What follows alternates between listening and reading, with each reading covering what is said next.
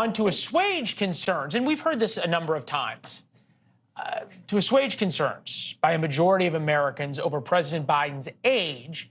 The White House says over and over that his actions, just watch him, they say, his actions speak far louder than words. But now, even the White House is having a very hard time explaining the words of Mr. Biden, or for that matter, the actions of the White House press team, meaning the people who work for the White House. It all happened about 36 hours ago at a press conference in Vietnam. He just hasn't shared it with me. But I tell you what, I don't know about you, but I'm going to go to bed. All right, so to be fair, the president had gone from Washington to New Delhi to Vietnam, been 72 hours or so on the road. Difficult. He seemed to be jet lagged and tired. He said, I'm going to bed. And he had been rambling and having a hard time putting together some coherent thoughts. But at that moment, the White House staff cut his mic and then played the president off stage, almost like the Academy Awards.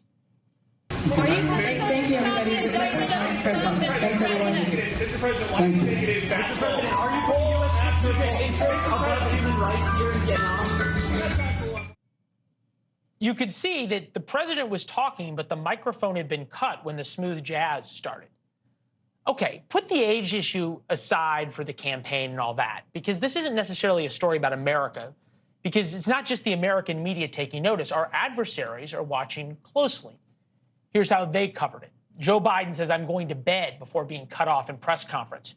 General Secretary of Vietnam said, you look so young. 80-year-old Biden couldn't help laughing. That's the Global Times from China. With us now, Bruen, former director of global engagement at the Obama White House, and Colby Hall, founding editor at Mediaite. Colby, we'll get to you in 1 second, but I want to start with Brett, just because as we are on the air right now, Vladimir Putin and Kim Jong-un are meeting. Kim Jong-un left North Korea for one of the first times in a long time to meet with Putin. And I'm wondering how they're looking at what happened in Vietnam, how President Biden acted as they sit down. Well, Leland, first thing I would say is that the actions, as you were saying, speak louder than the words. And clearly, the U.S. policy, whether it's on China, whether it's on Russia, has been particularly strong. Now, that being said, you're always going to have these gaffes, and that is a bipartisan fact of life, especially on some of those long journeys halfway around the world.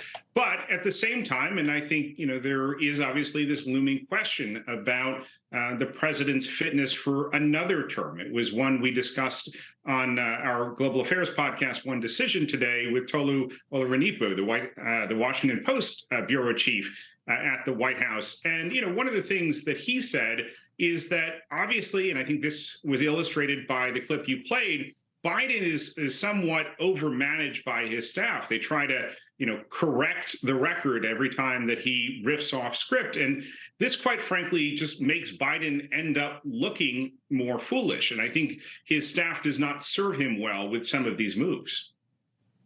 Look, I covered the White House for a long time.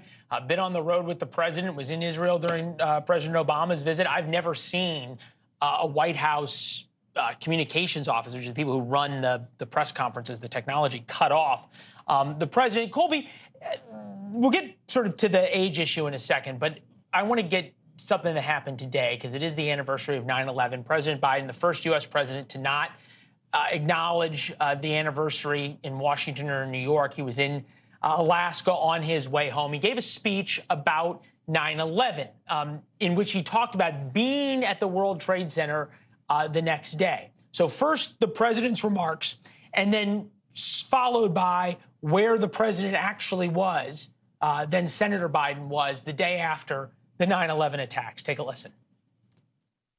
Each of those precious lives stolen too soon when evil attacked.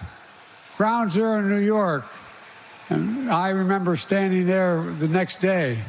For in this dastardly act, they may have done what no other group of people could possibly have done, and that is unite the civilized world.